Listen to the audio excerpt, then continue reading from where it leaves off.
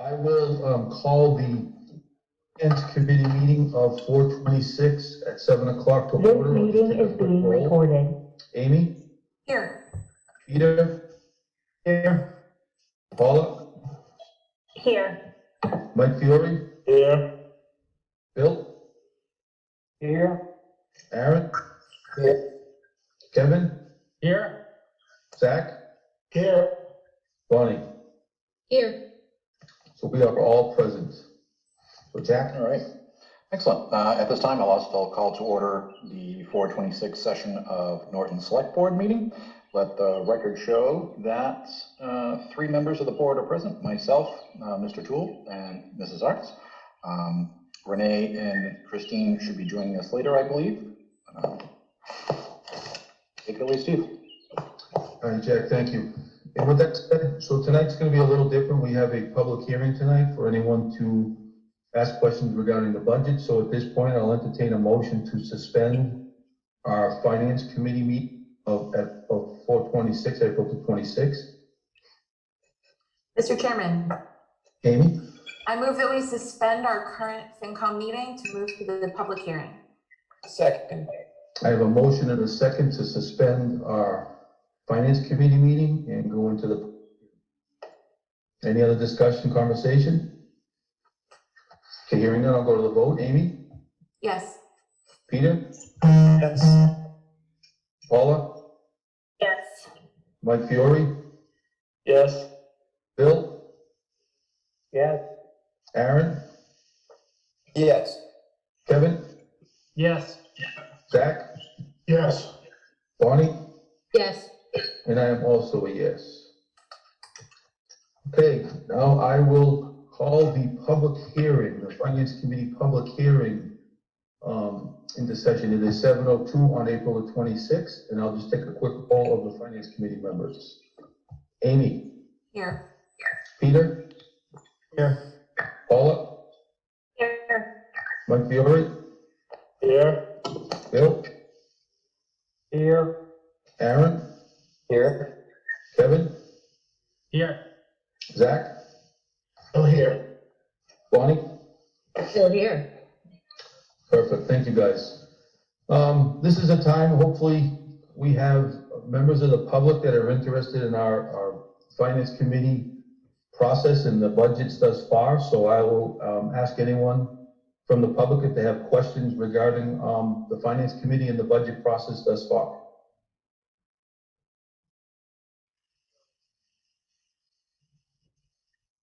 The silence is deafening.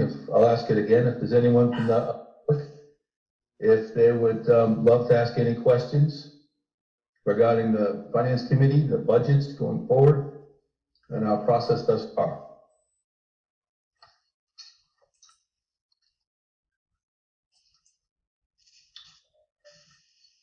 So Steve, it's Jack. Understanding that there's probably going to be some folks that may watch this on cable or later, perhaps you guys could talk a bit about the process in general terms of when it starts, what the budget looks like when you get them, and then how it evolves over time, and how we get to town meeting. Yep, makes sense, Jack. So just for the public, one of the things we do, we start this process in early February, and we rely heavily on the town manager to review all of the budgets, the revenue forecast, the preliminary budgets that the state's put forward, potentially what kind of fund we have. We go back to all the department heads, all the different committees. They present their budget. There's instructions that are given from the town manager to review and potentially recommend a certain percentage that we can't go over. Those department heads in various committees will then go back and scrub their budgets, look at contractual changes or requirements, our needs going forward for the town, and try and balance all of those items together with what we have for revenue and come out with services that support the whole town. It is effort as we go through this process, and I wish we had unlimited revenue, but we just don't. And I think I want to commend all the department heads for the job that they do. I want to commend the town manager and his staff for all the work that they do in reviewing budgets, getting final budget numbers, reviewing revenue, and making sure to keep us on track. The last for this process is we present or we recommend a balanced budget to the townsfolk for the town meeting. And at that point, we will vote. And if the town goes with our recommendation, we move forward into the FY22 budget and do that process. So I don't know if that was high enough, or if anyone's can come on from the public that has any questions regarding that, feel free to ask right now. I do have a question, actually. I was wondering if you could explain to me how the override that we just voted on, that passed, is going to affect the overall budget for the whole town, or explain to me what it affects directly. Okay, so I think we'll team up together on this one, so I'll fill in a portion of that. So with the debt exclusion, there is going to be a part 2 of that that happens at the town meeting. So we need to get a 2/3 vote to approve the borrowing for those projects. But as far as what from the overall town budget, the funds call it Proposition 2.5 debt exclusion. So what'll happen there is the funds that are needed for those 3 projects will be directly assessed to all the taxpayers in the town based on their assessed value. Those funds are collected that will go directly to fund the projects, those 3 projects. They won't go into the general budget. They'll only be used to fund the projects that we have on tap. So it will be the town hall, the senior and the community center, and the athletic complex. And the value impact to that, as Steve said, is based on the assessed value of the home. It's $78 per 100,000 of assessed value for the first 15 years. And then that drops to, I believe, $60 for the final 15 years. And that step down reflects the shorter borrowing period that's anticipated for the athletic fields. For the average home in town, that's about a $383,000 value. That equates to about a $290 annual increase on the tax bill, or about I think it's about $30 a month.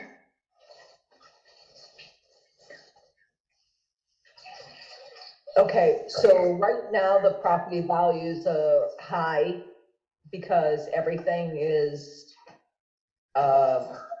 overinflated, for lack of a better terminology. What happens when the real estate market devalues again? I will kick that to our town manager, who knows way more about that than I do. So if the properties lose value or decrease in value, the tax rate would go up. So it levels out. If the values of properties go up, the tax rate goes down. If the value of the properties goes down, the tax rate goes up. It all balances out. I think it's also important to point out, just from my own personal research, that the assessed value of your home is not the amount that you would be able to sell it for on the current open market. So, for example, the assessed value of my home in the town assessor's database is easily $100,000 below what I could sell it for.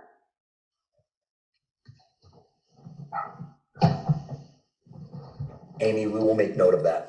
Certainly, I'm sure that that will be taken into account when my tax rates are reevaluated. But I think it's also an important thing for people to understand that because of Prop 2.5, the assessed value of everyone's homes is not necessarily reflective of what you could sell it for.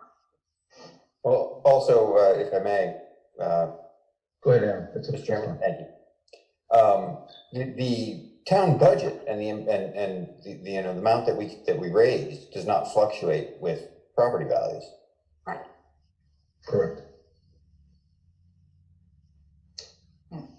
So your home's market value right now, Jane, has no bearing on how much we can tax you. In a way, or actually yours, the overall values of the homes in the town of Norton does not mean that that we're gonna be bringing in more money and our budget goes up proportionately. We still can only raise, 2.5% each year for Prop 2.5.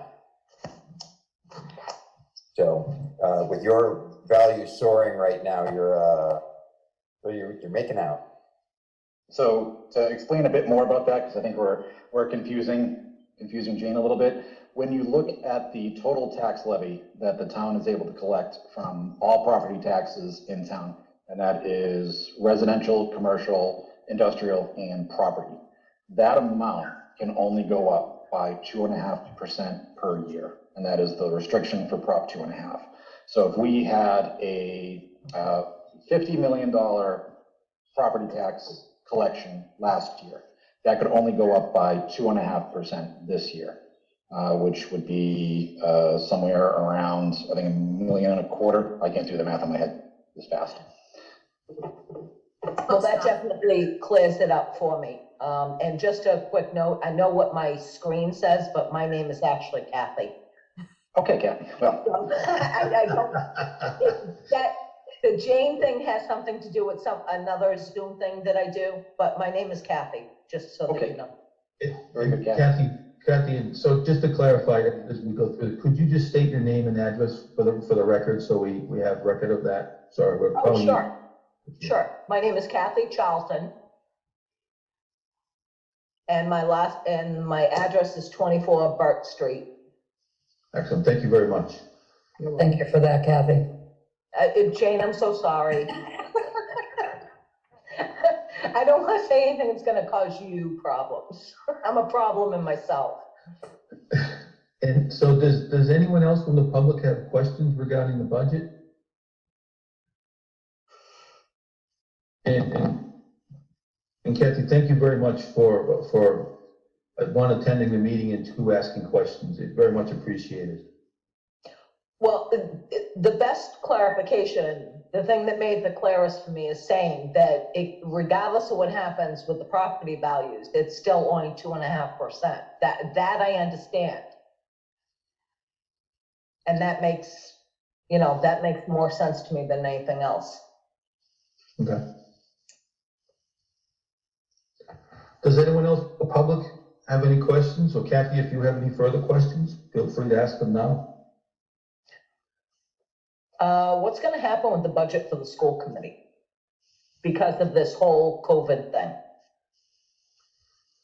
Well, as you can see, the school committee has presented a budget, which we did vote on at one of our finance committee meetings, and the percent escapes me, but I think it's an increase from last year of a little over, I think it's 2.4% that budget's increased.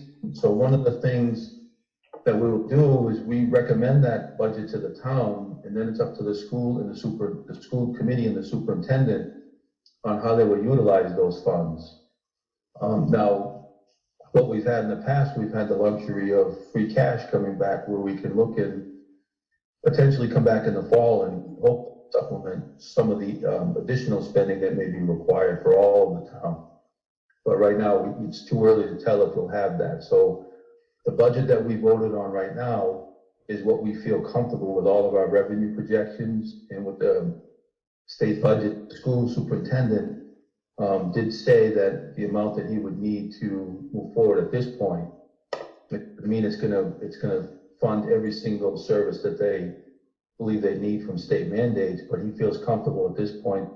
The funds that we approved are enough for him to move forward at this point.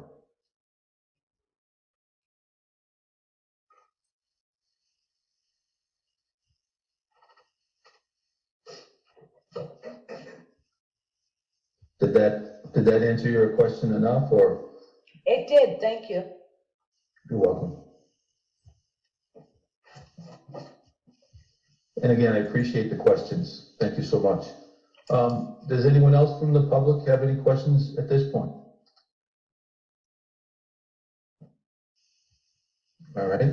I just want to reiterate what I said earlier. I really want to thank the town manager and his staff, all the department heads and the committees that have put in a lot of effort to get to where it's been, and also the members of the finance committee for their participation to go through all the budgets and understand it, so we could get to this point and recommend a balanced budget to the town. So thank you to all of those people. And that's just not where that's only the beginning of the job. Now it's up to them to support our services going forward. So with that said, if I don't hear any more questions. So Steve, I apologize. This is my first time attending this type of public hearing. Sure. Do we customarily go through the budget for folks who may not have seen it previously to try to give them an idea of what it looks like, what's changing? I see a lot of shaking heads on my Zoom screen facing back at me. You're Yeah, not, Jack, we have not gone through the budget like that in the past, but that's one of the things if there would be, if the reception is there for that, we can do that, but that's not what we normally have done in the past. Mr. Chairman, Aaron? that will be a long open session. And I think, Jack, one of those things as well is when we go actually to the town meeting, that's technically what's also happening at that point. Sure, but there's been a lot of conversation about trying to help people be more informed than when they show up on the field on that Saturday. So it's your public hearing. Just thought I'd ask the question. No, appreciate it. Thank you.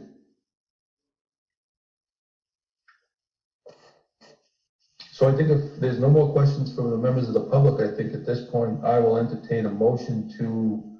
Steve, before you do that, if I could just mention one thing, the budget's on the town website. If anyone from the public wants to look at it and has questions, feel free to call. Thanks, Michael. So I will entertain a motion to adjourn the public hearing at this point, unless we have any other discussion or conversation.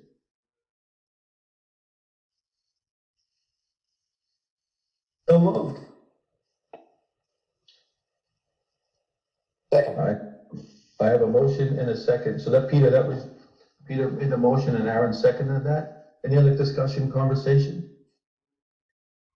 Okay, hearing none, I'll go to the vote. Amy? Yes. Peter? Yes. Paula? Yes. Michael Fiore? Yes. Bill? Yes. Aaron? Yes. Kevin? Yes. Zach? Yes. Bonnie? Yes. And I am also a yes. That's unanimous. Again, thank you all for the members of the public and Kathy for your questions tonight. Appreciate it. Okay, with that said, I will entertain a motion to continue the April 26th Finance Committee meeting. Mr. Chairman, I move that we resume our meeting for this evening. Second.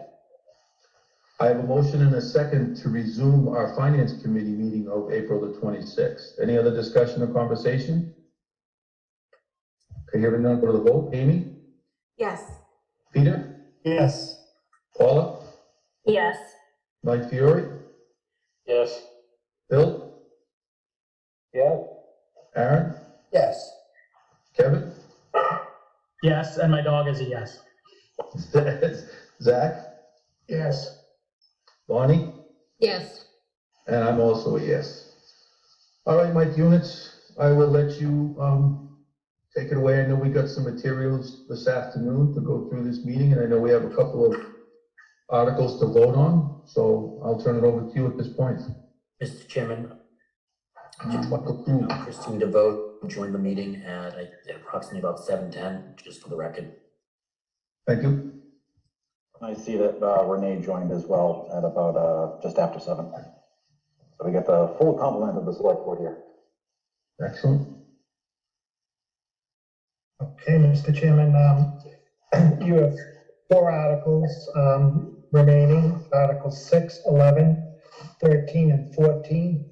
And I believe there's someone on from the school department that will talk on Articles 13 and 14, if you want to go to those first. Yeah, I think that'll be perfect, Mike. Thank you. Okay, I'll call them up so you can see them. As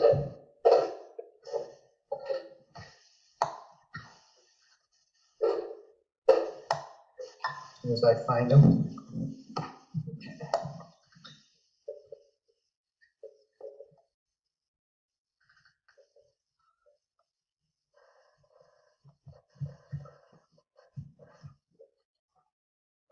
Okay, Article 13 is to see if the town will vote to raise and appropriate transfer from available funds and or borrow a sum of money pursuant to Mass General Law, Chapter 44, Section 7, and or any other enabling authority for the purpose of funding an energy management services contract under Mass General Law, Chapter 25A, Section 111 or 11I, between the town and Train, an energy management services contractor for the purpose of improving energy efficiency at town buildings or take any other action relative thereto.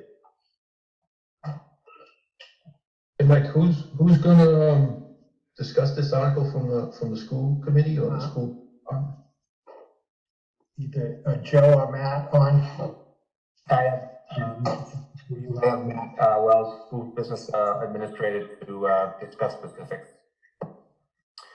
Hi, all. Yeah, so this is the energy, the ESCO contract that we agreed to with Train. We're looking at about $12 million worth of projects that are going to be done, and the savings generated from the projects will be is anticipated to be self-funding for the entire bond that is borrowed. The actual energy savings projects that are done are going to save about a third of the cost of the bond. Then cost avoidance through the photovoltaics and the parking lots is going to save another third, and then the final third will come from state incentives, which will pay for the project in full. So Matt, is there a schedule of all of these? And I apologize if we got it. I just don't remember seeing a schedule of all the projects that'll be there. And then two is involved, and I'll call it, for lack of a better term, the oversight group or committee to oversee the work being done and the projects being done. So we do have the Train presentation is on our website, at the Norton Public Schools website, on the business manager's page. So you can go through that, and that has a grid that shows the projects that are going to be done and what buildings they'll be done in. The final project list will be, once we have the borrowing and we finalize everything, we're going to finalize everything right there, get all the final pricing together, and know exactly what the projects are going to entail at that point in time and what the savings will be. And for the oversight, so the school committee oversees the projects that are being done at the schools. So that'll be Dr. Baeta, myself, and Mr. Lazat, our facilities director. So we'll be overseeing the projects and working with Train on the school buildings. So will there be anybody from the permanent building committee on that group, in that group as well, or just school committee? I think for the schools, it's just school committee. I'm not sure the building committee would be doing the oversight on this type of a project. I don't know quite what the charter is for the building committee. All right, and then, so this article is asking us to raise and appropriate. So what is the sum that we're raising and appropriate at this point? Be $12 million worth of projects that we're going to be doing. So it'd be approximately a $12 million bonding.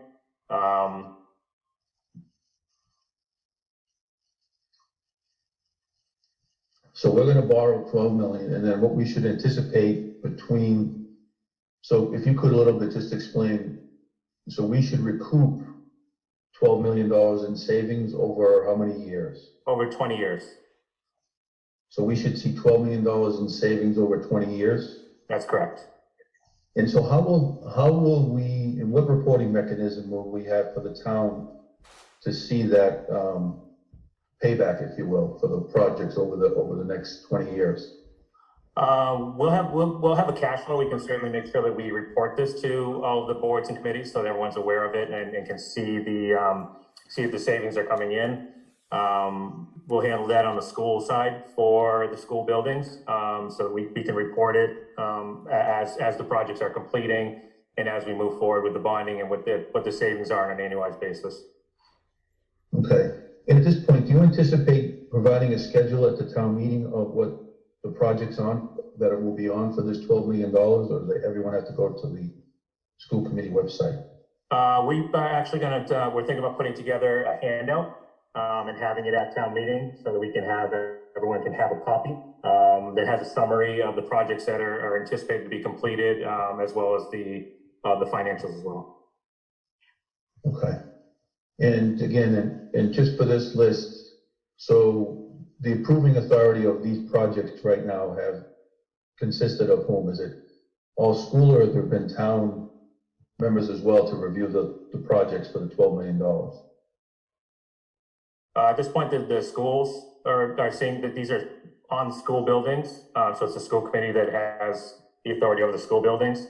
The town, I believe, has started their investment grade audit. I'm not sure where it stands at this point. I haven't followed that side of it. But I know they've been to at least the town hall. I think I remember talking to Mike about that. They have been through all the town buildings. We don't have a plan yet, but they had, last week they went again. Someone else came and went through the town buildings again. Okay. And Matt, thank you for that. Does anyone on the finance committee have questions regarding this article at this point? Bill? Mr. Chairman? Bill? So Matt, can you answer this one question and hopefully I get the question correct as the information was relayed to me. So Train is an energy management service contractor. What product do they use in their evaluation that says you need a new boiler? So what product do they use? And from what I heard, if our existing infrastructure isn't compatible, then it's basically replace it to whatever they use, or you're kind of out of luck. Can you speak to that? So we're working with Train. I imagine, as far as like the HVAC, we would be using Train equipment and having that installed. With the solar, I'm not sure that Train actually makes solar, so I think that would be a third-party provider that we would get the solar panels from. But certainly with the heating systems, that would be a Train product. The building envelope, like the sealing of the building envelope, that's just probably generic materials to foams and caulking and sealants. With the electrical systems, I'm not sure that we would use. I don't think Train makes electrical systems. I think they primarily make HVAC systems. So what we're getting from them is really the project management piece. Okay, so again though, if all our schools or all our buildings say use Carrier for HVAC, it's my understanding that Train really, they'd be like, well, we don't deal with Carrier, we deal with Train. So it's either you got to replace it to Train, or you're kind of out of luck. Is that true or not true? Matt, can I take that question? Bill, that's a great question. So let's talk about specifics over the last 25 years of Norton Public Schools. We've probably had every major company take part of our buildings over the last 25 years that I've reviewed. So I might have X here with Y with A, and in another place the same thing, which has been a consistent problem for us. So the idea behind this is to take the initiative of the state and federal subsidies that are available and going to grow over the course of time just because of everything to do with renewable energy. The second, to take those savings along with the 1/3, if you will, and bundle it all together so that when we're working on a building, I'll give you a perfect example. We currently have limited to no heating at the Yale Elementary School on one side of it. The steam has finally gone. We can't heat areas of the building right now. We literally are, and literally this story just happened in the last 2 weeks. So you can only imagine where we're going with it. Now, we have to piecemeal it because any work that we do is going to have to require not having people in the building. So we're going to attack, pending this is approved, we're going to attack that part of the building. It's running off of multiple boilers anyway. So the impact there is that eventually that entire building would be connected to one manufacturer utilizing a 20-year period, which, by the way, after 20 years, the federal grants and the state grants do not stop. Matter of fact, I will be long gone and there'll be money being made because these systems are not 20-year systems, as you know. The other part that's important is we stuck to solar with it because everything to do with electrical HVAC systems is now being connected to solar in order to get the subsidies available from the federal government. So as an example, the boiler situation, heating situation, I just called it heating situation at the Yale would become priority one just because of what we're dealing with, at least partially. But we have solar situations at the high school with the parking lot, at the middle school, at the JCS, and even at the Yale in the front area where the front entrance is. But we don't have it at the LGN because of the space issues that we have there. We just don't have the space to put it. We are not placing HVAC systems on any roof that has not become a new roof in the last few years. So that would mean the high school or the JCS, because we don't think that that's a good idea based on the length of the timing of the roofs. Lastly, the high school would not have it on there because that is already considered, quote, a heavy roof when we moved into the project and had all the HVAC systems put on the roof. And then lastly, at least at 4 of our 5 schools, and you could actually say to a certain extent, all 5 schools are being looked at for ways to conserve heat energy and electrical in all fashions as well. Remember, this has gone through a process. We've got over 30 school districts in the Commonwealth and communities that have been doing this in recent years. There is one story of one situation in a city that caused some headaches, but it's not a common thread, if you will. And it's about the language of the contract, which was reviewed by legal counsel. And then the last part is the only other way to go after these funds is MSBA. That's another debt exclusion requirement with another grant process for some of these big projects. And I just don't think there's any flavor of the month for that right now, when this is an option. Dr. Bader, sorry, just, Thank you. MSBA, is that small business? The Massachusetts School Building Authority. So it would be the same grant process that we used for example, the ECS roof, the high school, the window project. In 2 of the 3 of those, you didn't need a debt exclusion. But I think if you're looking for $12 million, I'm for to Mike, but I'm going to guess you would need a debt exclusion for that type of money. Thank you. And Steve, I appreciate your question. I think one of the important parts to your earlier question is, how do we show how the money is coming in and the bill is being paid so that there is no cost to the taxpayer? That's going to be a process through our office and the town accountant. It will not be just a school department, here you go, because the bill is more than likely going to be paid through the school department budget. That's probably the way that's going to go. So Mike and I have to have some sit downs about, let's make sure we have money going back. If in fact we have $100,000 coming in above and beyond the X number of dollars for the bond, where does that money go? It's free cash, right? In general, that's what you do. Or do you start a specialized account under capital just for the sake of looking at the 20 years for both the schools and the town? Remember that the schools went first solely grounded on the amount of square footage and the amount of utilities that we use, which is significantly bigger than the town side. But the town side is going to get the same appropriations of savings and going after grant monies, et cetera. And I would argue that that should all be encompassed together, not separately as part of potentially revenue going back to the town, but at minimum paying the bill. No, that makes sense, and it can work in the reverse too. I think somebody has to look at where we are, because if we're projecting 12 million in savings, if we come up with 10 million in savings, there's an additional 2 million that will be potentially eaten in some budget, right? So I think those are the things we'll have to review. Right, and I think, Steve, to your point, some of this is also items that we would be taking out of capital.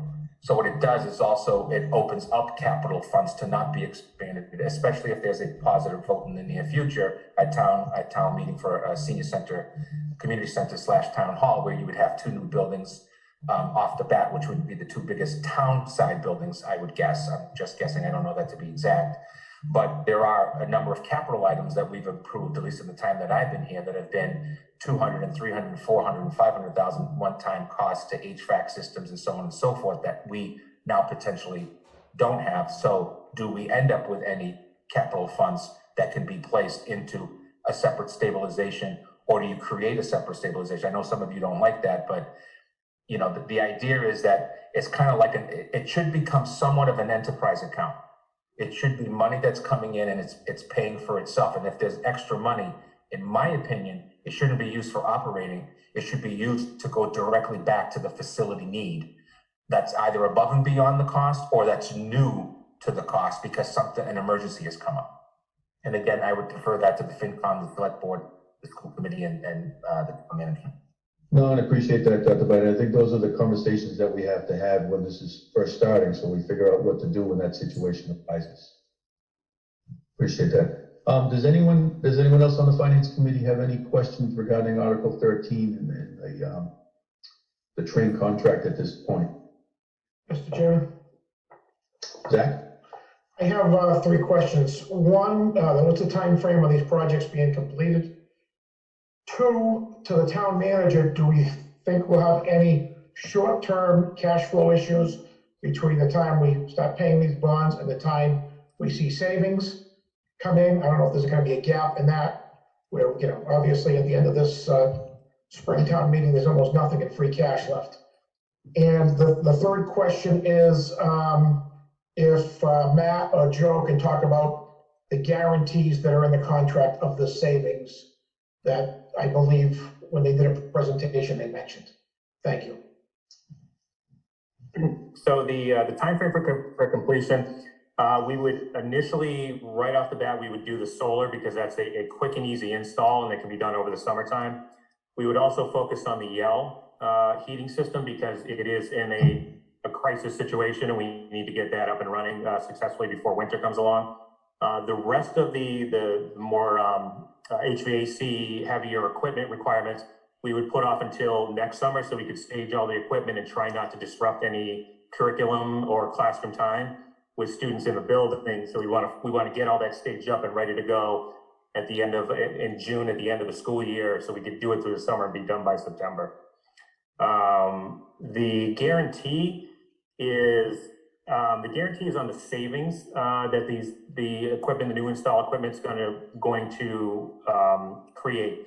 So once we get this through town meeting, we'll get a whole finalized cash flow and all this, and contracts will all be in place, and then we will know what that guaranteed savings is going to be. Guaranteed savings works is that we either hit the savings, and if we don't, then Train writes us a check. So it's guaranteed that we will receive the amount that ends up in that cash flow. And that will be moving forward through the entire 20 years of the bond. And I'll defer to Mike on the cash flow. Mike, you're on mute. Sorry about that. So obviously we'll have to look at what projects go first and what the cost is of those projects. And there could be, the cash flow, your payments are going to be reductions in your energy costs. So they're going to be monthly. So we'll have to look at what the reduction is going to be in each of the different projects and how soon we'll be seeing those reductions in energy costs. There could be some lag.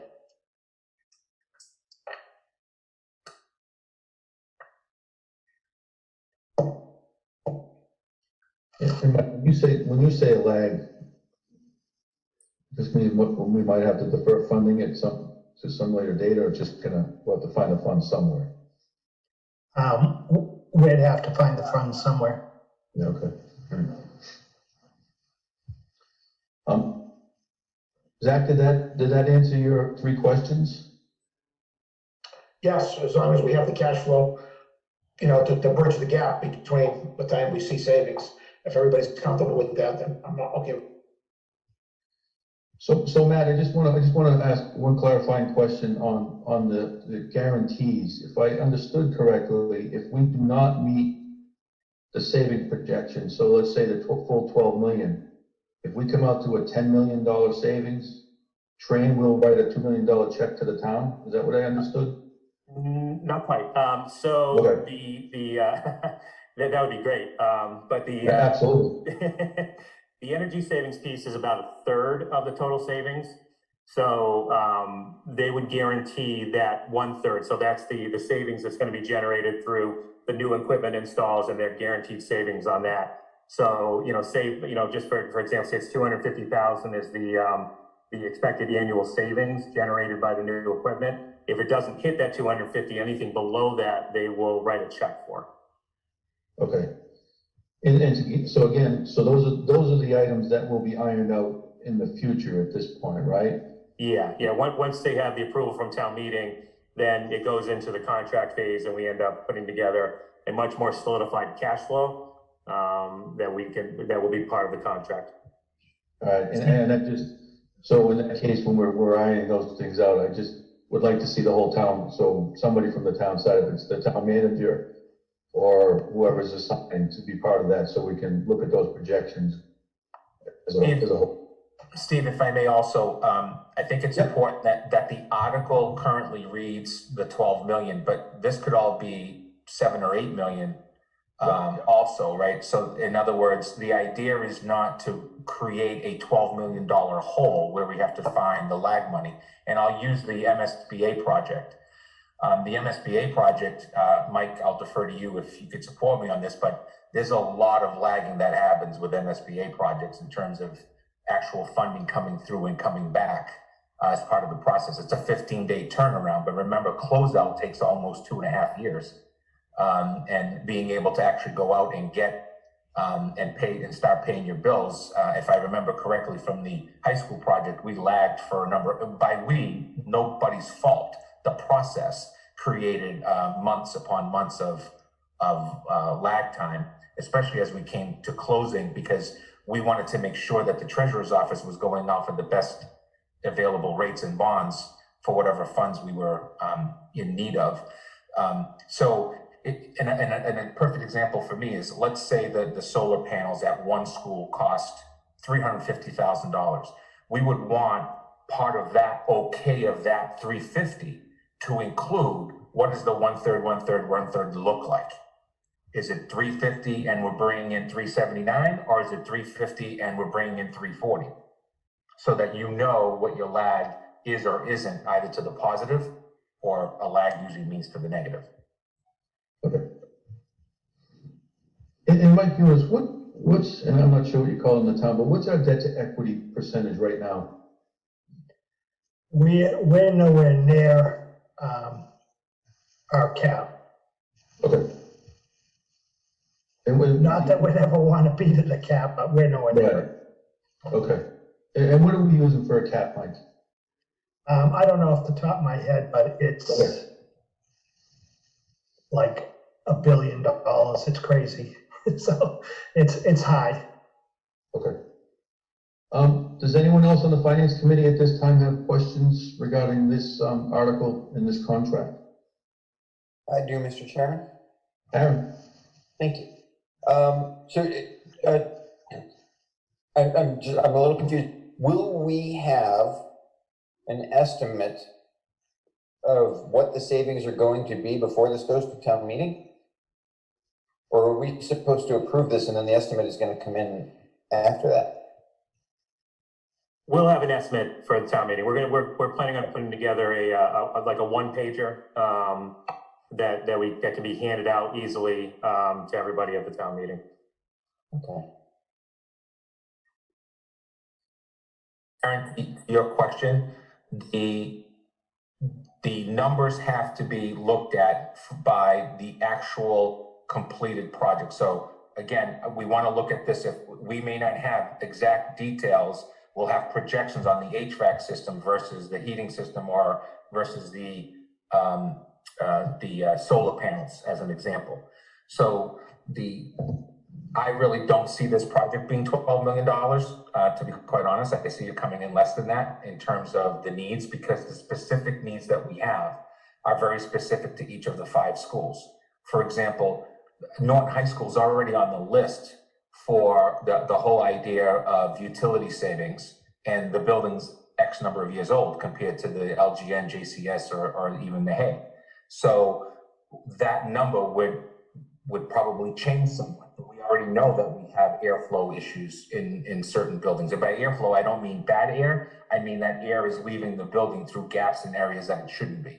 And it's only been X number of years since that project, as one example. Thank you. And also, this is just recommending the maximum at this point. So hopefully it comes in a lot less than what we're talking about. That's one. And Steve, to your comment, again, as a management piece of the whole project, the idea here is that we have the final say. You know, that Mike will on the town side, I do, our boards do on each side have the final say before we decide that, hey, we're going to have to do that. We may have to push that. There's no date that says that on July 1st, 2022, everything's done, because we can't control that. So there's no cost associated just because it goes out. It's based on that project being completed. Okay, makes sense. Any other questions from the Finance Committee? Okay, hearing none. Jack, I'm not sure if your board has any? I don't recall if we've voted on this one, but I'll open up to discussion.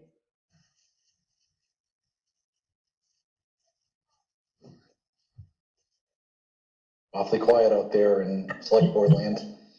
Jack, you haven't voted on it. Okay. Mr. Chairman, I just have a quick question, or maybe it's not quick. Either way, let it rip. So the 12 million, how many estimated projects are there? I don't think I've caught that number.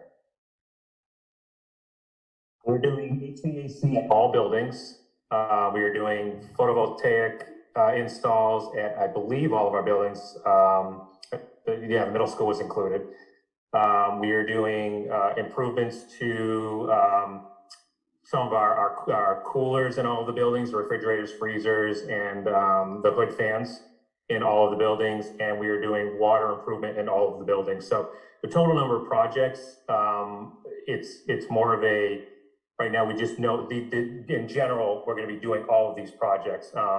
They may be broken up into different phases where we're not quite sure how it's going to all roll out until we get this approval and we move forward, and then we really kind of put it down onto a solid piece of paper. And is the 12 million in savings over 20 years, is that a hard guaranteed 12 million, or could it be more, could it be less based on the projects? The answer is yes. Okay. Yeah, it's a, you know, if I knew. If I may, to Mr. Vogt, so one of the things that's very interesting is I don't have an HVAC system in the district that's not more than 30 plus years old, except at the high school. So just think about if these systems are continuously to work the way they're supposed to, in years 21 through plus, it's only money that's coming in because your contract is done. Now, you may have a service contract that you can still do beyond that, but then at that point, you could decide that you want to go anywhere that you want to go. By then, I'm already 6 feet in the ground, so I probably won't care. But at the end of the day, the idea is that when you look at the year to year, you know, guarantee is always a difficult thing for me to announce to anybody anywhere in a public meeting or even privately. The guarantee is based on projections, number one. Number two, in savings, there are in fact some guarantees. That's the way it goes. But you also have to remember, my day-to-day, week-to-week, month-to-month costs for bringing in HVAC technicians can run as much as 6 figures a year. Okay, so our preventative maintenance plan alone is $70,000. So all of this becomes part of the 20-year contract. Understood, thank you. Mr. Chair. Michael? Yep, go for it. Matt and Dr. Banana, if this doesn't pass town meeting, you guys have put a lot of work into this. How much does this put us behind the 8 ball here of coming up with a backup plan? Is it? Well, we would owe a small amount of money to Train for for giving them the bid and then not going to contract. Yeah. I don't want to lie, but it's not a huge amount. It's not 6 figures or anything like that. It's so we'd have to figure that out. Yes, the amount of work that we put into this would mean that we would now have to hire an architect, design. We'd have to go out with potentially MSBA projects or individually. We don't have to do any of that with this project. So I don't have to have, you know, one group working on roofs and another one on, you know, solar, and then a third one working on, and that's why this procurement process is relatively new, if you will, in some ways. It's actually been around for quite a while, but the MSBA project, as an example, is a wonderful way because you have that grant, if you will, of 50 to 60 to 8, as much as 80%. I think Norton usually comes in the 50s, if I remember correctly. In this particular case, what you're working off of is a combination of savings and incentives.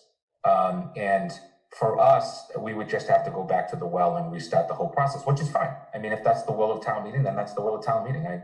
We just have to go back and restart some of our processes and prioritize them, and probably go after borrowing, debt exclusions, or capital. And have you looked at what the cost would be? So we know that over the 20 years, there's estimated savings, right?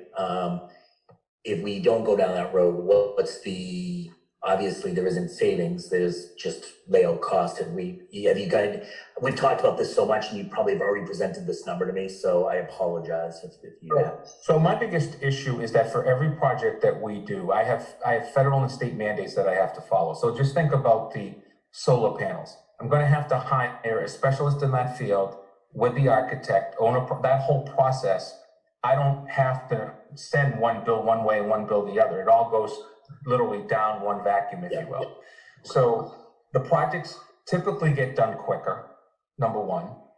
Number two, they're still meeting all the labor law regulations and everything that you have to do under labor law. So, you know, union shops and all of that stuff. None of that is destroyed from this process. So I just want to make sure that folks know that. But I think more importantly is that an example of a window project that we just did. You know, that's an owner project manager have to have it. That's 6 figures. Architect, that's 6 figures. Then you bring in the contractor. This is all wiped into one, and you don't have to go out for separate bids for all of those. And it's still the most, in our view, the most competitive. Mike and I have had a 8-year running conversation, of which we've met some of our goals, around having plumbing and electrical and HVAC not be bids that go out every 3 to 5 years. And I have one person and he has a whole different company. So we've started to put some of that together. In the case of some of these systems, once the town is involved, which I don't want to lie, but I think their goal was to have something back to the town right after town meeting, and potentially have something to the town for the fall town meeting. I believe that was the goal. I may be corrected. In terms of the process, it would allow for us to be working with singleton companies as one community. I know many of you have asked about sharing staff and so on and so forth. This is one way to do that, because our buildings that are all noted on the public side, wherever they are, schools or municipal, are, belong, by the way, schools are municipal buildings, are all under one guides of, in one direction. Thank you. And I'm not sure, so Michael Toole, you set with your questions? Because somebody did Somebody has raised a question regarding tax credits. If the tax credit, what's the impact?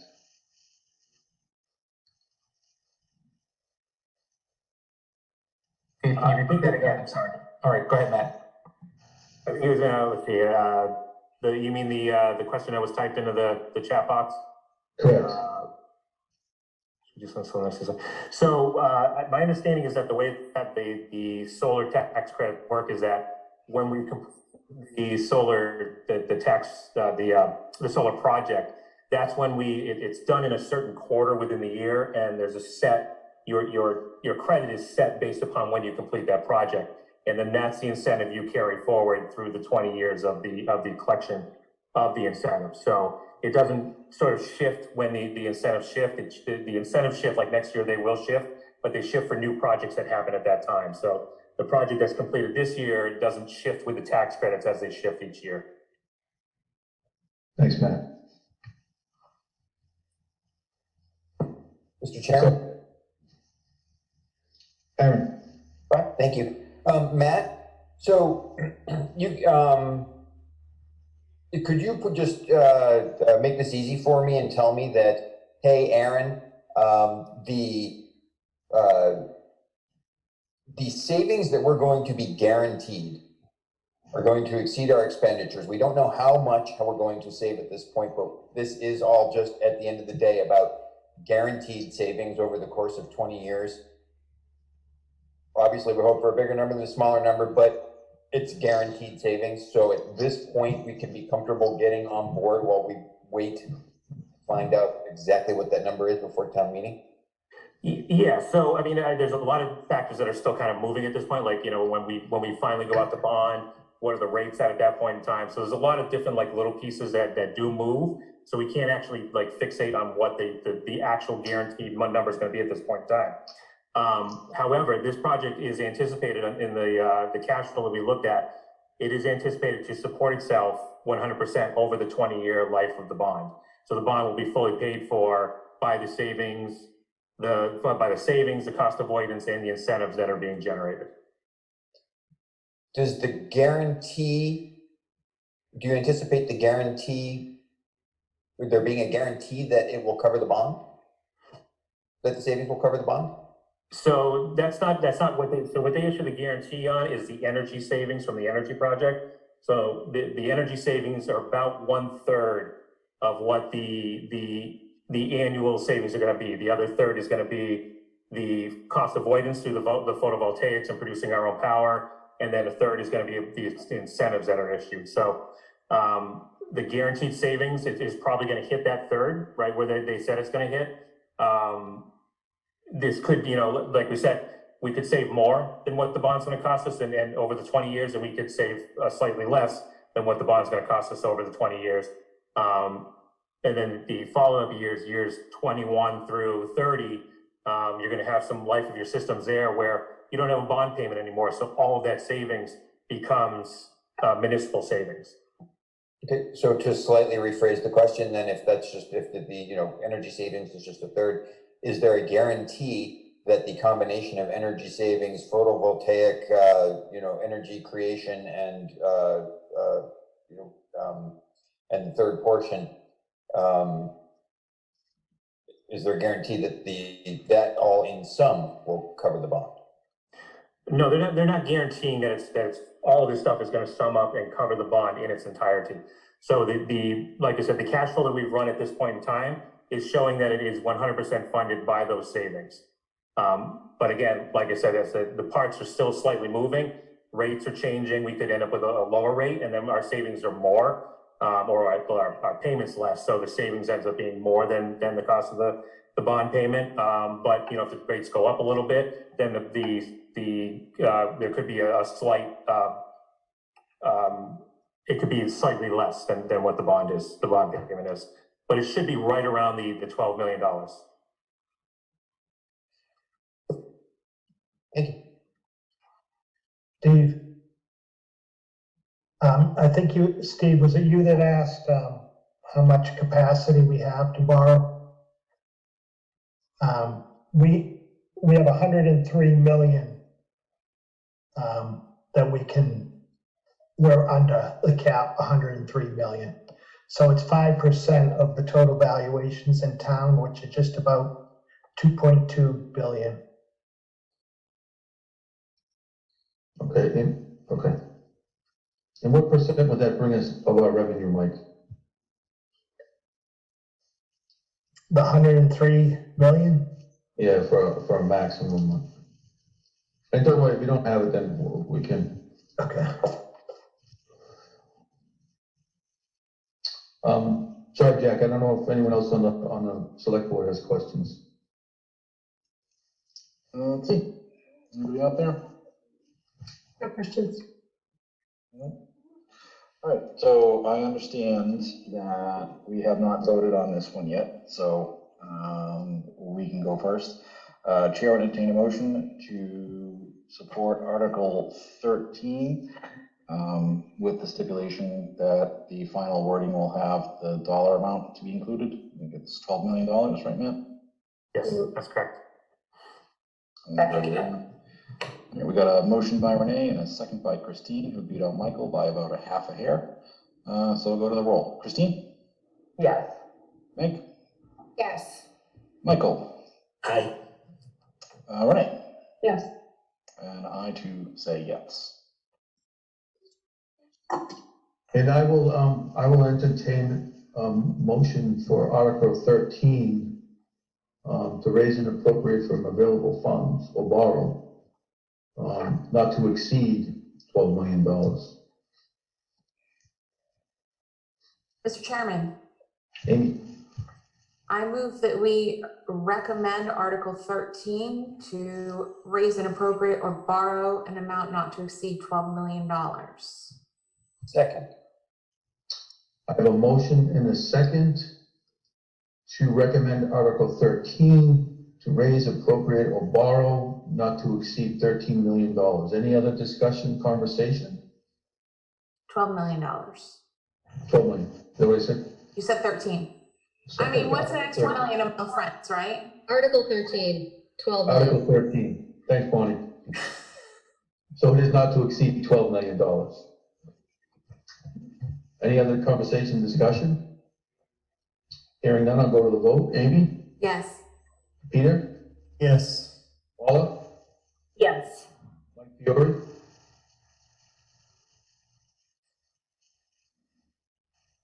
Bill? Yes? Aaron? Yes. Kevin? Yes. Zach? Bonnie? Yes. Mike Fiore? Yes. And I'm also a yes. That's unanimous.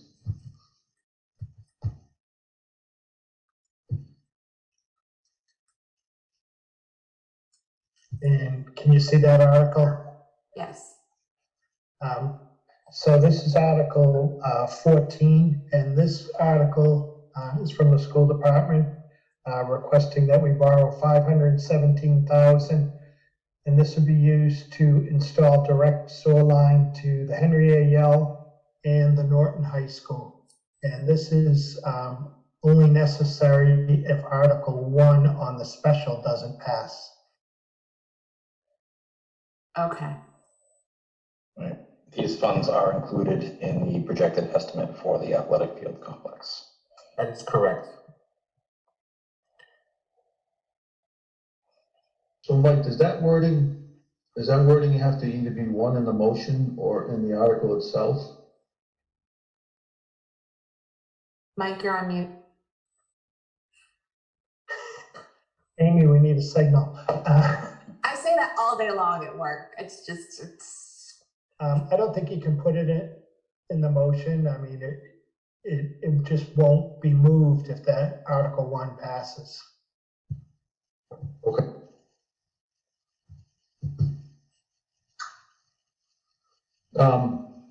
Does this, I mean, I don't know if there's much conversation. We know what it is at this point. I don't know if anyone from the school wants to give a high level of what this is. I don't know if it's going to make sense. We know what it is.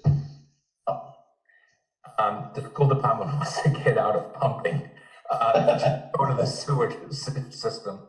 I mean, we did it with the LG. It's good for the water and sewer department because we are a user.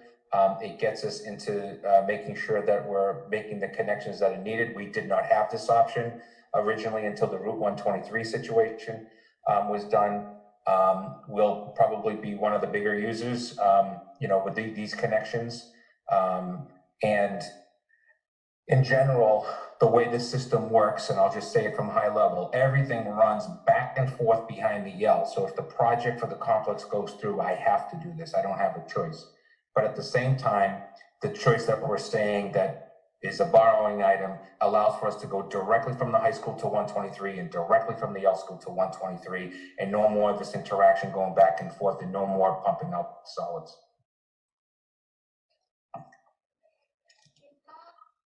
Thank you. Does anyone on the Finance Committee have questions regarding Article 14 of the annual town? Peter? So I assume that this special town meeting will start and finish before we ever get to this article, is that correct? Correct. Correct. Yeah, the question, or the article dealing with the projects is number 1 on the special town meeting, which is set to start at 1:15. By the time folks get in and settled, it will likely be after that. So we will commence the annual town meeting, adjourn for the special, run through those 13 articles, and then jump back. So unless we somehow start on time and they're able to get through 14 articles in 15 minutes, this will come second.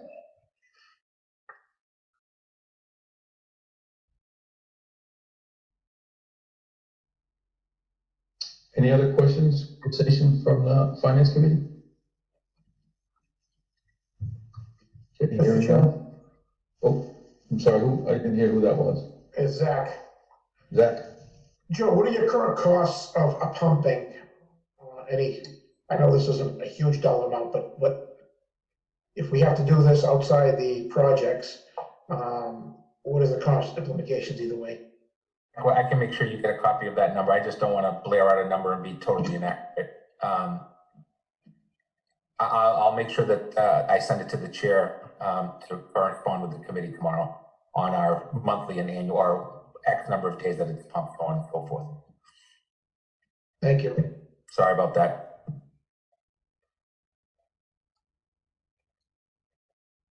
Steve, you're on mute. Amy, thank you. Any other questions for the Finance Committee? All right, hearing none. Jack? All right, we'll open up to the board. I think like you guys, we've been through this a few times. Jack, I think we voted on this already on April 15th. I'll take your word for it. So Steve, I believe you guys are good to go. All right. I will entertain a motion for Article 14 of the annual town meeting. Mr. Chairman, Amy? I move that we recommend Article 14 of the annual town meeting. Second. I have a motion and a second to recommend Article 14. Now, Mike, I noticed on this one, we're not saying about borrowing or anything else like that. So do we need to clarify dollar amount? I see it in the article, but will the motion take care of the dollar amount if we have to go that far? Yes, it would be to borrow $517,000. Okay.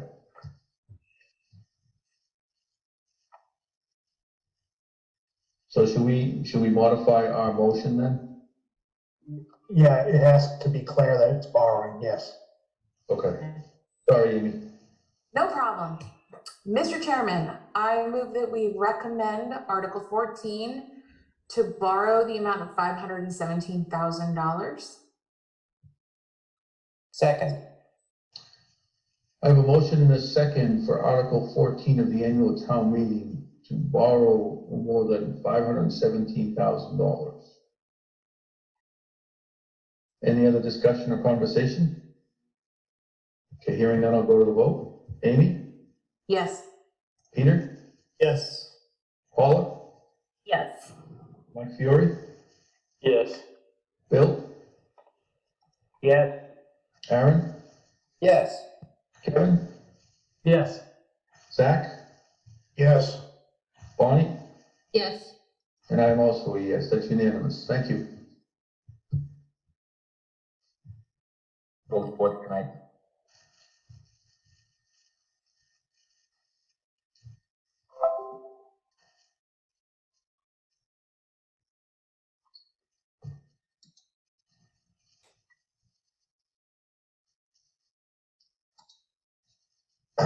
The next article is Article 11. Let me get to that.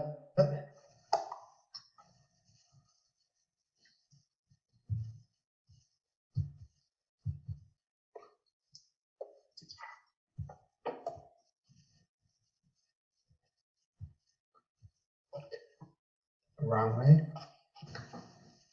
So I know, Mike, we went back and forth on this article. Is the wording updated, or is this the same wording? So let me just get.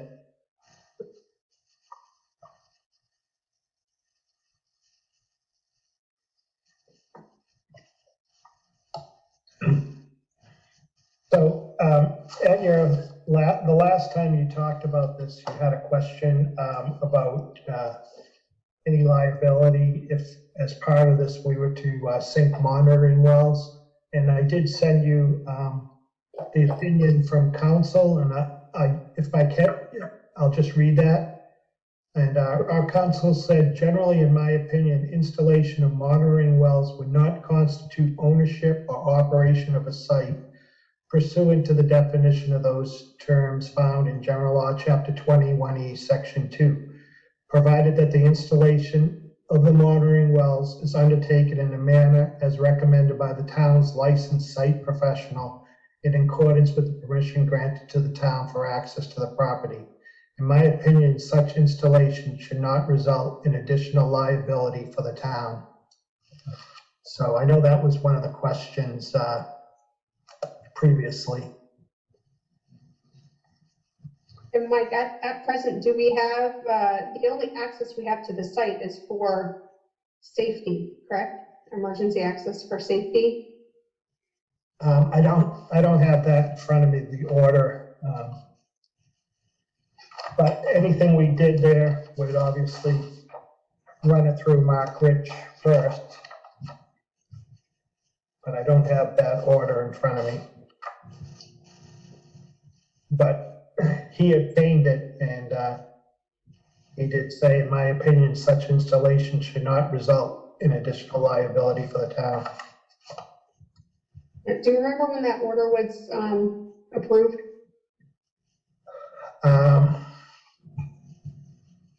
I don't. Was it 2 years ago, Paul? Do you remember? Yeah, I'm looking for it right now.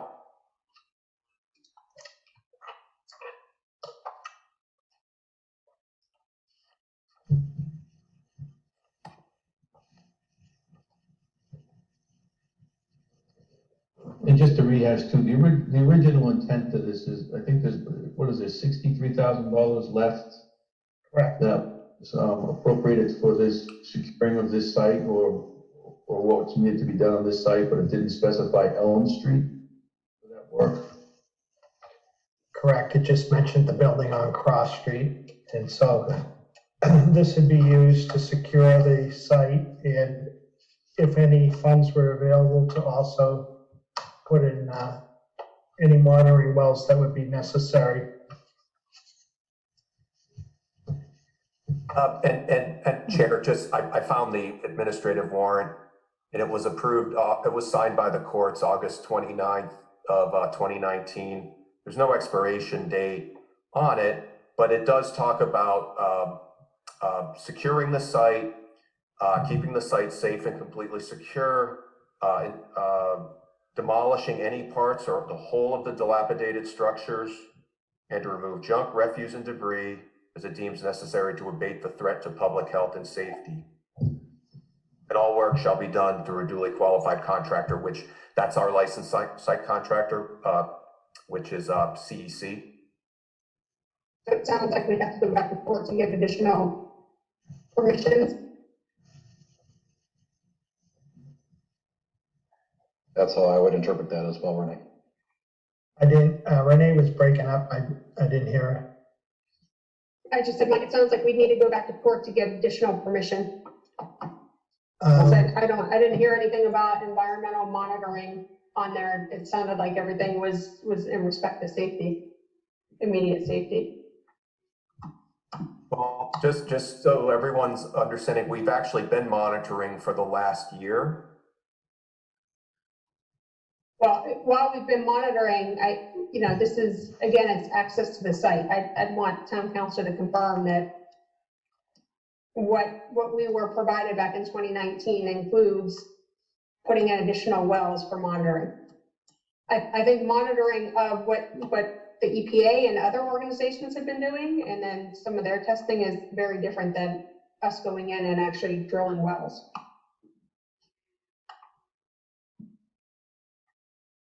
And I think the last thing we want to do is back ourselves into any liability. And it sounds like having that court order explicitly allowing that activity is a way to safeguard against that.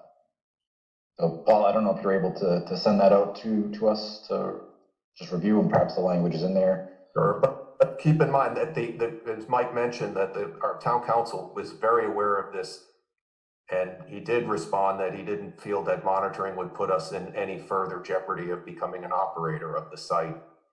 I agree with that, Paul, but I want to make sure we're allowed to go on site to do it. Because I remember when that went to court, that was specifically about the safety and the structure itself. Right, we don't own the property, we don't have access to just go on it to do whatever business we want. So I think that's separate from this article, but we need to understand that beforehand. Right, because the language from Attorney Rich's email, blah, blah, blah, in accordance with permission granted to the town for access to the property. So I think that's the piece that I'm hung up on, is I just want to make sure that whatever we're doing, we are legally allowed to do. Again, may I speak? It's Chris Anna. Sure. So again, this is to reappropriate the money, and I don't think there's anything we would do without talking to Mark Richard. If it requires that order to be amended or that warrant to be amended, then that's going to require. This was just a proposal to do this work and see if we're going to be able to do it before we move forward.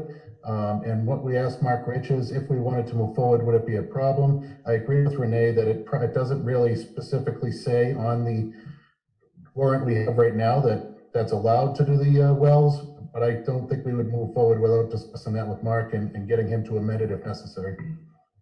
Which is actually what we did, because we finished phase 1 monitoring back in February, which we were approved through a state grant a year ago, which we had shared with Mark Rich at that time too. So just again, it's not directly related to the article, but let's make sure that that order that was issued in 2019 covers us to go on that property and do this.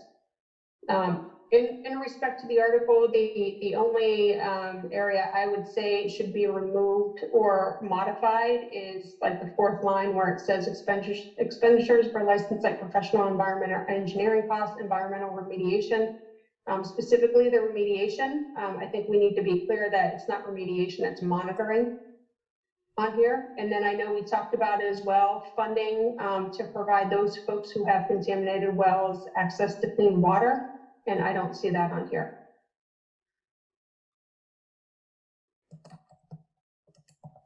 So this would be my 2 issues with the articles written.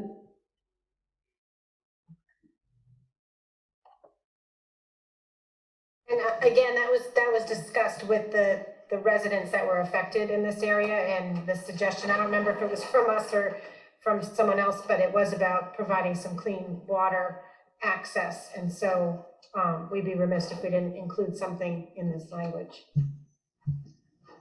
But Mike, do we have to amend the article to specify an action plan like providing the water, or is it enough that's in here that we can still take that action?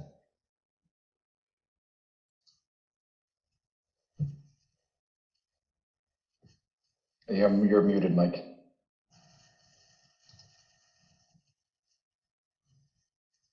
Yeah, I'm just looking at the article, trying to think of the wording that we could use. I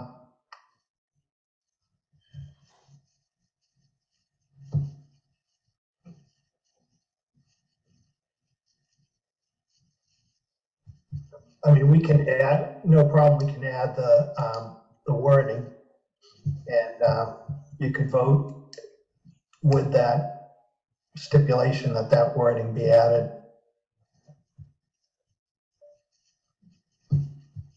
So the two items that need to be in there are, one, the water, and what was the second one, Renee? Change of environmental remediation to environmental monitoring. I'd also ask too, why do we have it including the language including contracts with terms in excess of 3 years?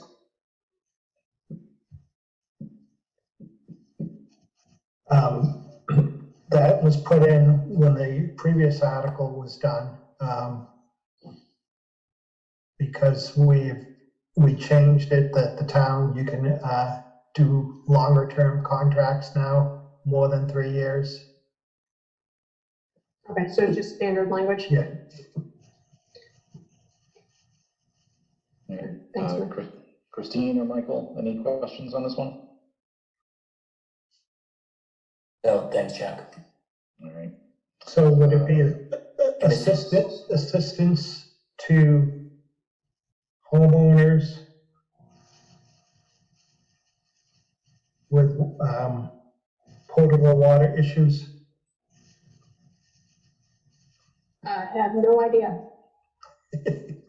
I'll figure out a way to phrase it, then you can get creative when you write it down there. Mr. Chairman, just for the record, I need to go offline for 10 to 15 minutes. All right, do you want? It's 8:22. All right, let's do a vote on this real quick and then we can get your way. So Chair would entertain a motion to approve Article 11 with the following changes, including language to provide access to clean potable water for residents with potentially contaminated wells. Oh crap, I forgot the other one, Renee. Again. As well as an update to the phrase environmental remediation to be environmental monitoring. Yes. Got it.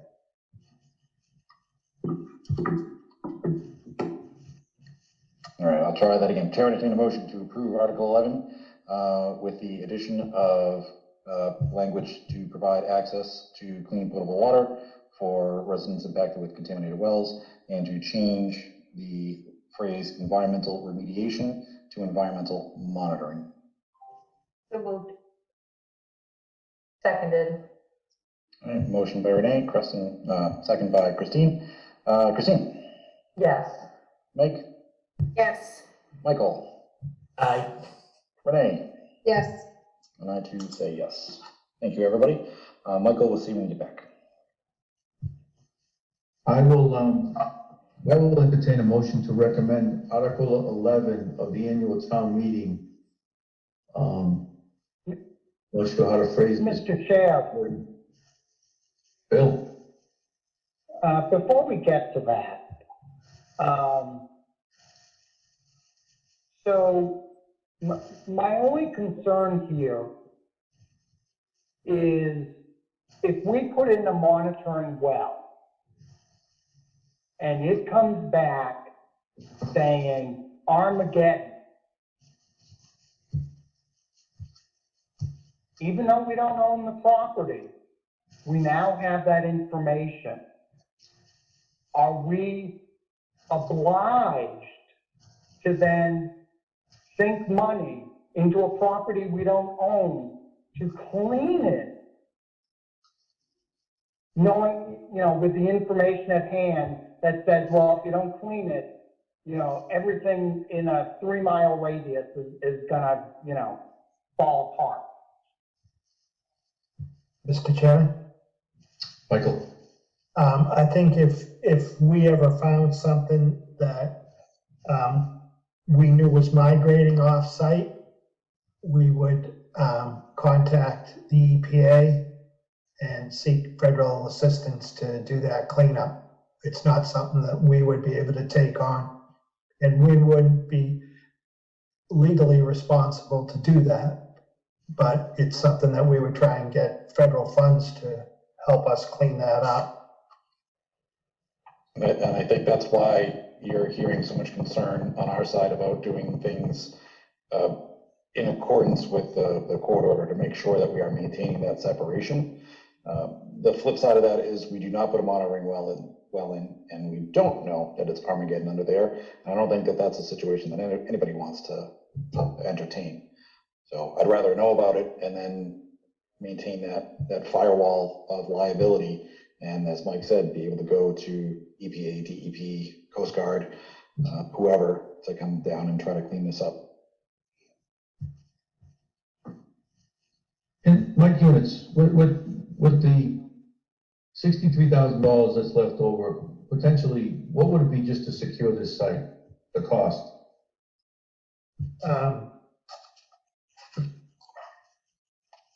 I'll tell you, some of the costs would be the fencing.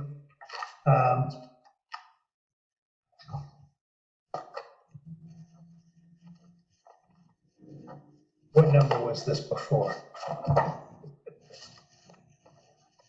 I'm not sure, sorry. I had Nick's I estimate. thought it was like 12 grand for fencing. And my only point was if it's gonna be almost 60,000 of the 63, but if it's gonna be 12 grand, there will be funds available left over. I don't have that written down though, so don't quote me. I just feel like that was the number that was provided. I'm looking. And also, any work needed to replace plywood, if the building gets broken into by anybody.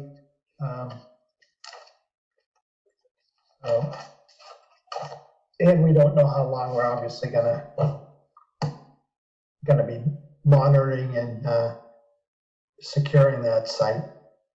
Can we put something less valuable than plywood on the building, like gold or platinum? Something that really scare people away. I know. Mr. Chairman, Zach? can I ask the select board, what is the strategy with this property? It's been there, vacant, abandoned for a while. I'm sure they probably owe us hundreds of thousands in taxes that haven't been paid and will never get. It's costing us money and lost revenue every day that goes by. So 5 years from now, 10 years from now, what's it look like? I mean, I was by there the other day. It's an eyesore for the residents there. It's like, just wait and hopefully somebody takes responsibility for it. I just don't understand what the strategy is here. So part of the strategy is Paul and Chris and the building commissioner have been looking into available grants to help with the demolition and remediation of the site in a legal way. I think we would all love to see this repositioned into something other than what it is now. It is a challenging process, to say the least. Right now, the EPA is, somewhere around $3 million into this property. So if the town were to take ownership of that and claim it for back taxes, which, correct me if I'm wrong, Mike, is somewhere around $46,000 the last time I saw it, was not a staggering amount. Then they would come after us to compensate them for the time and money that they put into that property. It's a sticky wicket, Zach. Nobody wants it the way it is, but it's money that we don't have. So I think the priority right now, at least from my perspective, and I invite other members of the board to speak up, is to try to do our best to ensure the safety of the residents nearby while we try to stabilize the site and market it as a development opportunity for somebody who's willing to take a gamble. It's a beautiful site. I mean, it's 40 acres. It's right on the river. So definitely a lot of potential there, but there's a lot of risk associated with it. So I don't know who the right person is to come in and try to develop that. Paul, if you have any insights in that, I know you're probably the closest one to it. So this is where the additional monitoring is so important, because if we get through phase 2, so this funding that we're seeking would help start us into phase 2, and we would apply for a couple of different funding sources to try to finish it. But that phase 2 would be the completion of the assessment, and it would also be a recommendation of the cleanup. That's where we would see the risk really come into play. Right now, it's an unknown, and that's a scary thing for a lot of developers. But I did reach out to a few developers. One responded back recently and said, well, we'd like to wait until phase 2 is done. That way we'll know what the recommendations are. So the clearer this picture is, the better we're going to be. So, I mean, moving from worst case scenario, and what our licensed site professional keeps telling us is, we don't expect to have that worst case, that it's, it'll have some moderate level of contamination. And if that's in fact the case, it'll make this site more marketable at that point, because we will have had a complete study done on it with recommendations for removal that could entice some developer to move forward. That's the critical thing, because we have to approach this in different stages, and really getting that next phase assessment and the recommendations for cleanup done moves the needle. Some, obviously, demolition of the full building would really move the needle, but so we're working on parallel tracks here, trying to finish up the assessment while trying to demolish the building. But either of those steps moves the ball somewhat. Thank you, Paul. So Zach, I don't know if that answers your question. I think we're aware that something needs to happen long term. It's not going to be a quick process by any means. So just trying to gather the information. Doesn't sound like there's any easy solution, but it is definitely an eyesore there for the residents, not to mention the, environmental impacts to their wells.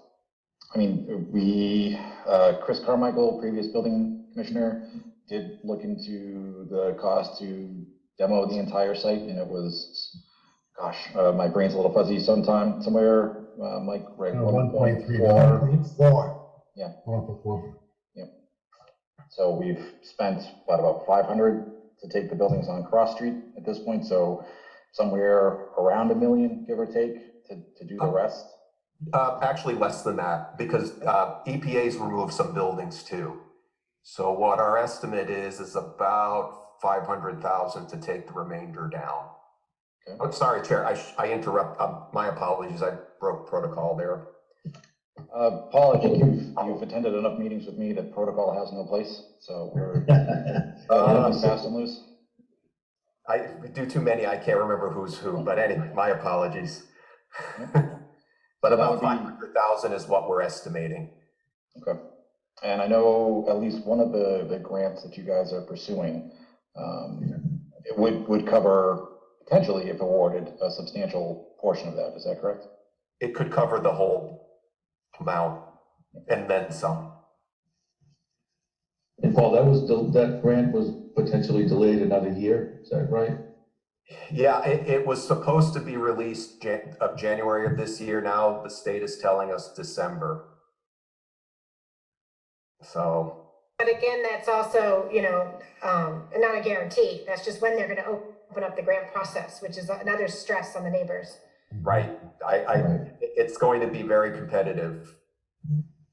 So perhaps I'll put a bug in the ear of my fellow select board members. When fall town meeting comes around, when we get our certified free cash back from the state, perhaps this is something that we could look at earmarking $500K towards, to at least get the buildings down and start addressing the eyesore. Jack, I think we've already spent $500,000 on this. Like, that's putting us up to $1 million, right? That was the initial issue when we were looking at this site and found out that there was contamination there, and the cost was over $1 million at the time, which is why we moved away from this site for the town hall and moved somewhere else. Like, we don't, free cash isn't free cash. while I appreciate your thought on that, like this, from a priority perspective, I think we need to focus on some of the properties where we can get some economic development. And then when we get a better base for our budget and our taxes, then we look to use some of that money that we have that's not free cash into doing something on this property. But I think we're ways from there, especially in this financial environment. Yeah, I feel slightly differently. I think the risks associated with this property and the structure itself being a hazard warrant that moving up a little bit on my priority list. But and the contaminants, so it's really, if you talk to any of the neighbors, and you know, I'm literally down the street as well, so I not only have to look at it, but I might have to worry about, you know, the water as well. I just think it's not just an eyesore, but it's a real danger. I agree, and unfortunately, as unfair as it is that we find ourselves saddled with this problem, I don't see many other options to get other folks to step up and pay. The Reed and Barton bankruptcy holding company is gone and bankrupt. So this problem has rolled downhill like some other stuff, and it's landed on our doorstep. I'm not happy about it. I think we all begrudgingly voted to approve that initial 400 or 500,000 to take down the buildings on Cross Street, knowing that it needed to be done in the interest of public safety, but not really feeling good about it. And I think that still persists to this day. Anyway, I think we're getting a bit off the article. And that's what I was going to say. I think why don't we get this reeled back in? I think we do owe it to the town. We should be reviewing it. We have citizens that have a concern. We have to address those. How we do that to be determined. But I think right now what we have is we have Article 11 on tap in front of us. I think I entertain a motion at this point, but I was not sure of the wording of how we should word this article at this time. Jack, I know you did a good job on it. I didn't write it down though. Amy, I apologize for that. I think Christine did. Let's see. Provide funding, access to clean water, or other aid to residents of surrounding homes who have been affected by contaminated water, and change environmental remediation to environmental monitoring. So can we just recommend it as amended? Yes. Okay. Perfect. Mr. Chairman. Zach? And we're sure putting that language in, mentioning the environment and everything else is not gonna cause us liability. Everybody's comfortable with that? I'm No. comfortable with, I'm sorry. No, go ahead, Renee, go ahead. I was just gonna say, I'm comfortable with the language of the article, knowing that whatever is done there is going to, each step of that is going to go through legal counsel beforehand. So with that said, Mike Units, if we recommend Article 11 as amended, and town council comes back and doesn't like the wording, or we open ourselves up, do we owe it to ourselves? I know we're going to be meeting Wednesday, and I hate to defer this another day, but do we owe this to ourselves to have town council review the final wording so we're not getting ourselves boxed in? Yeah, we can do that. Or, go ahead. No, go ahead. And I guess I'm looking for a recommendation. If we move forward with our motion, knowing that if town council comes back and can review this tomorrow for our Wednesday meeting, we can always readdress it. You could revote it, yes. Okay. Okay, so I think that's how we'll move forward, Amy, if that's okay.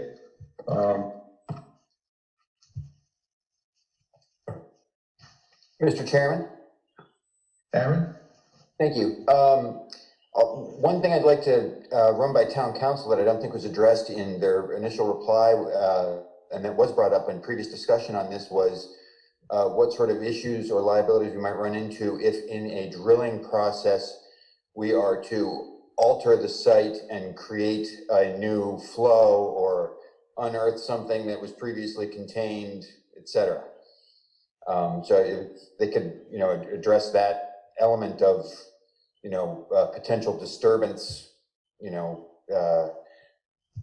I think of, do we, drill through a pocket of something that, then, begins to move on us, that kind of thing. Is that something that we need to consider? Well, I can just tell you, I know that we've heard from our engineers that installing monitoring wells to evaluate the presence of any contaminants, they use screens and they don't see that there's going to be any issue such as that. And I think not to be, but I think all the time we put into this article, we might see some of the savings from the train contract we can put into this building to finally rectify the situation.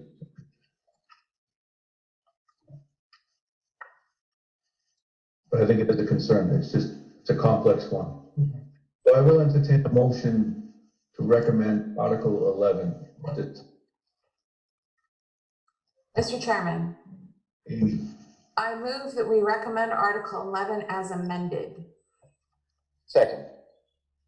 I have a motion and a second to recommend Article 11 of the annual town meeting as amended. Any other discussion, conversation? Okay, hearing none, I'll go to the vote. Amy? No. Peter? Yes. Paula? Yes. Mike Fiore? Yes. Bill? As amended, assuming council finds no additional liability to the town, yes.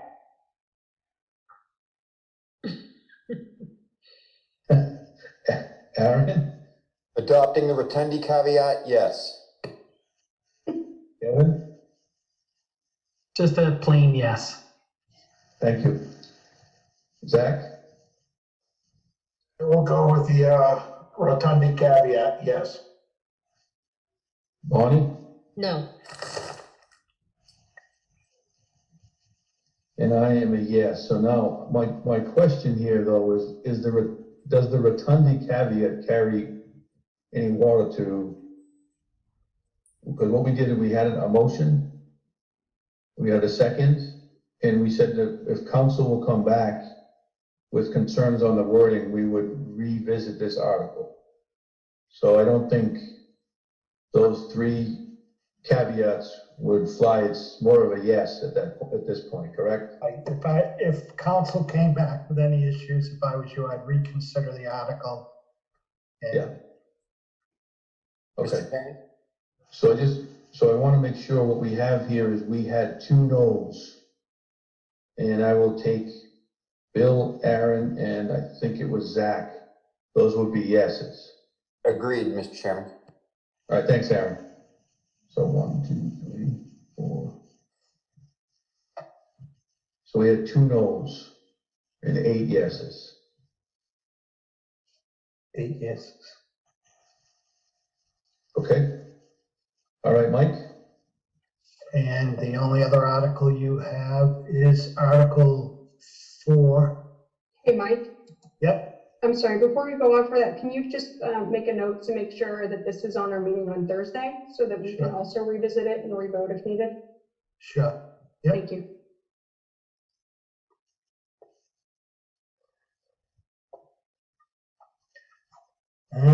Well, Article 6, I'm sorry. Let me find it. Article 6 is your budget article. Okay. Any discussion from the Finance Committee on Article 6 at this time?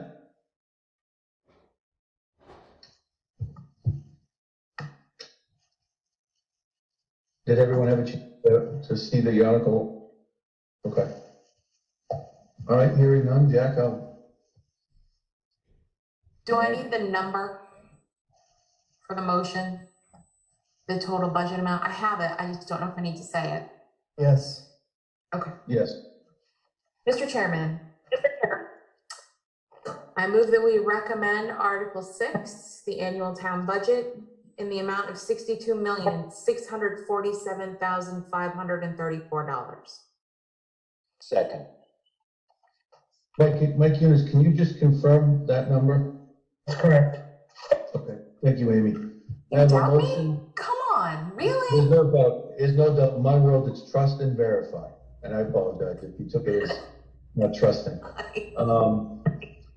I have a motion and a second to recommend Article 6 of the annual town meeting in the amount of $62,647,534. Any other conversation or discussion?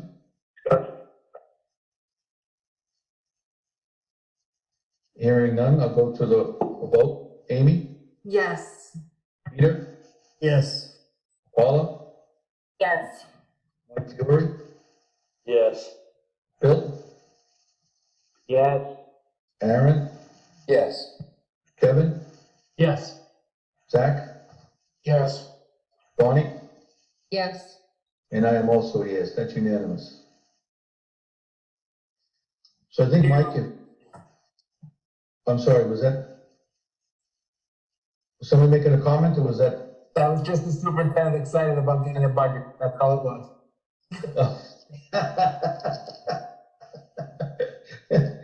I thought it might be Kevin's dog that got loose again. I wasn't sure. I think with that said, I think that concludes our business for this evening, correct? Yep, just a couple of reserve fund transfers, if you want to do them now, or you want to wait till Wednesday. No, I think we can take those. I think we had those in our pre-read, so we can address those tonight. Okay. Let me get So I think one is from the assessors and one is from the permanent building committee. right. So, at your last meeting, the permanent building committee had requested $1,500. And you said rather than, it'd be easy to do it as a reserve fund transfer rather than an article. So, this is the reserve fund transfer of $1,500. Extraordinary unforeseen to meet the cost of services and preparation of informational materials relating to the proposed building projects, the new town hall, new senior community sports center, the athletic complex at Norton High School and Henry A. Yale School.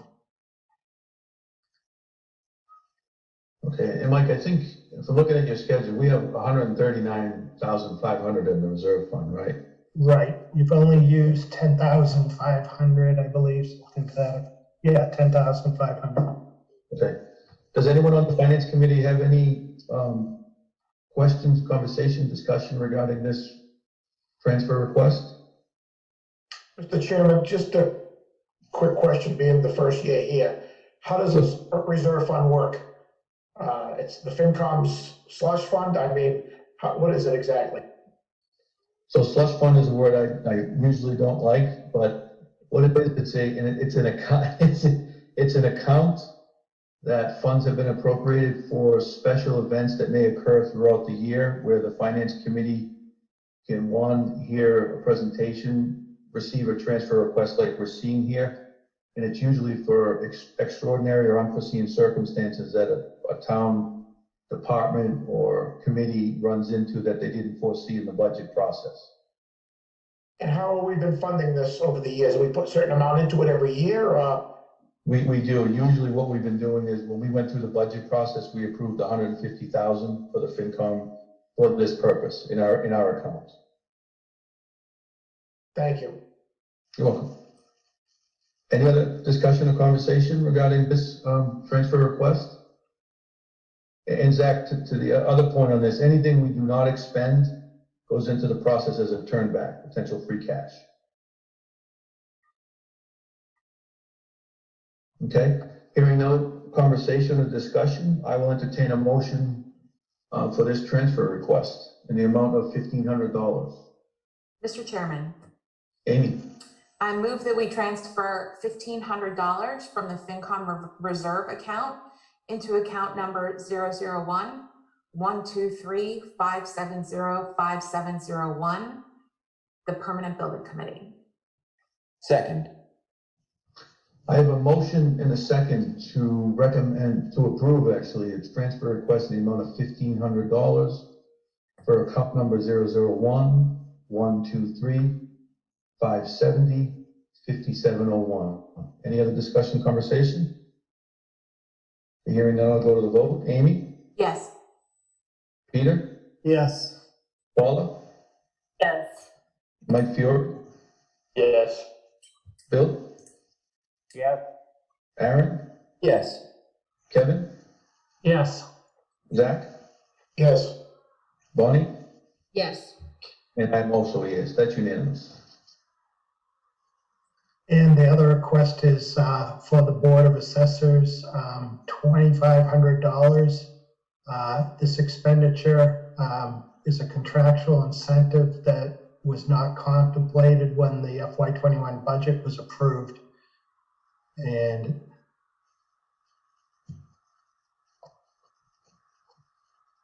So Mike, can you just give what is this, what is the incentive, what's the actual contraction?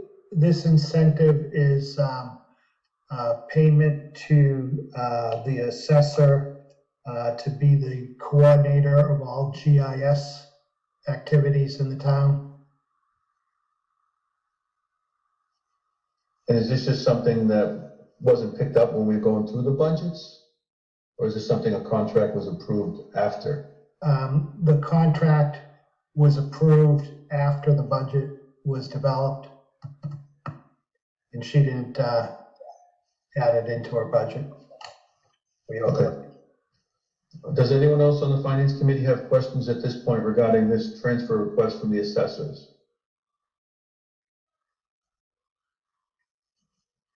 Okay, hearing none, I'll entertain a motion. Mr. Chairman, Amy? I move that we approve this transfer for the amount of $2,500 from the FinCom reserve to account 1-141-510-5160. Second. I have a motion and a second to approve this FinCom reserve transfer request in the amount of $2,500 from the Assessors Department, account number 1-141-510-5160. Any other discussion, conversation? Hearing none, I'll go to the vote. Amy? Yes. Peter? Yes. Paula? Yes. Mike Fiore? Yes. Bill? Yes. Aaron? Yes. Kevin? Yes. Zach? Yes. Bonnie? Yes. And I am also a yes. That's unanimous. And did you say you are meeting Wednesday night, Steve? We will meet Wednesday. We have a couple of things to take care of ourselves. Okay. All right, we have some minutes. Okay, and we'll also have the Finance Committee report to review. And what I'll do is, I apologize, I didn't get to the minutes last time, but I will send out all of the minutes that we have to read, as well as the Finance Committee report, so we can have a pre-read. We can all be prepared for our meeting on Wednesday to address those minutes. I think there's probably about 4 or 5 meetings that we have minutes for. And then potentially, depending if town council comes back with any issues with that wording, we'll readdress that article. Mr. Chairman, Bonnie? are we also going to need another meeting on Monday? I think, I'm not so sure, it wouldn't hurt to have it there, but I think we've gone through the process, Bonnie. I think we've addressed everything, but it wouldn't hurt to put a placeholder in case something comes up.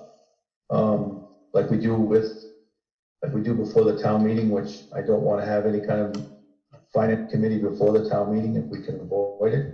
I think we've addressed all the contractual obligations, so I'd be hard pressed to have a meeting, but thank you for asking that, Bonnie. I think we'll put one on as a placeholder. If we do need it, we will have it. If we don't, we can cancel that meeting. Well, I was just wondering, because if we already needed to have that meeting for another purpose, or because some of the information we're looking for may not be back by Wednesday, then we could address those minutes and the report on Monday if we knew we were having that meeting, rather than No, have the meeting. Good point. I'd like to address if we can for Wednesday night, Mike. So if we could have council review that, that would be great. Okay. All right. With that said, I will entertain a motion to adjourn at 8:55. Mr. Chairman, I move that we Thank you. adjourn. Second. I have a motion and a second to adjourn the April 26th Finance Committee meeting at 8:55. Any other discussion, conversation? Hearing none, go to the vote. Amy? Yes. Peter? Yes. Paula? Yes. Mike Fiore? Yes. Bill? Yes. Aaron? Yes. Kevin? Yes. Zach? Yes. Bonnie? Yes. And I am also a yes. Thank you guys very much. That adjourns our Finance Committee portion. So check. Thank you. So at this time, just to clarify, I'm not anticipating that the select board will be present at your meeting on Wednesday, Steve. It doesn't sound like we are needed for that. Okay, thank you. All right. Very good. So Chair would entertain a motion to adjourn this edition of Super FunCom. So moved. Did I hear a second? I think so. Second. Very good. That was a motion from Renee, second from Meg. Christine? Yes. Meg? Yes. Michael? Aye. Renee? Yes. I too vote yes. Steve, Amy, thank you for being such gracious hosts as always. And we'll maybe see you next week. And if this is the end of FY21 Super FunCom, you've been awesome. Thank you. Good night, everyone. Good night. Good night, everyone. Good night, Good night, everybody. Night. Good night. Good night, Jack. Good night. The recording has stopped.